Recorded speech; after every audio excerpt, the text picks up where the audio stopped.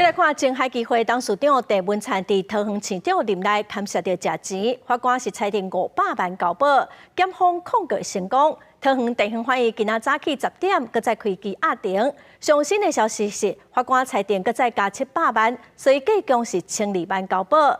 行政院长杜英泰今仔嘛表示讲，任何人砍杀着不法，拢应该侦办，这是政府基本的态度。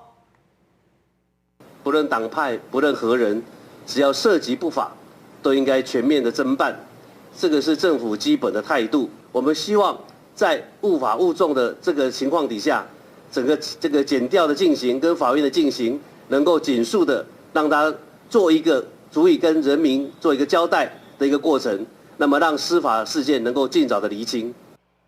郑文灿早起到桃园地方法院的时，表情是真严肃。记者问伊讲，敢有收500万？伊无回应。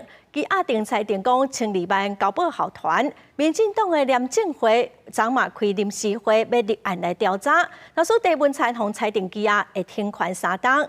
廉政会是认为官做愈大，要求嘛应该爱愈悬。未来若是一审判决有罪，会过来讨论讲，看要安怎来处分。针对前海基会董事长郑文灿砍杀着贪污，民进党的廉政会昨暗嘛临时开临时会哦，决定讲若是郑文灿有互法院裁定收押，会来停权3档。未来一审若是判有罪哦，民进党嘛过来讨论讲，党内看要安怎来处分。民进党廉政会初八暗开临时会。对前桃园市长也是前海基会董事长郑文灿涉犯贪污等罪作出决议。假设今天晚上，他那个被羁押，的话，那明天马上就启动停权3年。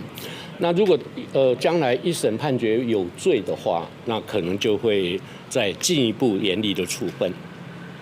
那当然那时候依照廉政条例，也有可能就是除名。因为郑文灿的辩护律师也是廉政委员之一，已经自行申请回聘。出席的这位委员经过要到2点钟的讨论，一直决议相当可能除名。郑文灿最近以500万交保，不过桃检提控告。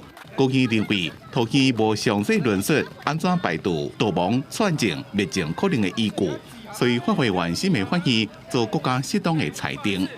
各家法委的裁定之后，那收到卷证之后，我们就立刻分案，就决定法官，然后法官就会决定开庭的时间。廉政会主委柯志岩讲，这是社会主义的案件，对民进党的形象有影响。廉政会决议无一定会甲法院共款，可能法院会判无罪。不过廉政委员认为这种行为真无适当，也是会做处分。记者综合报道。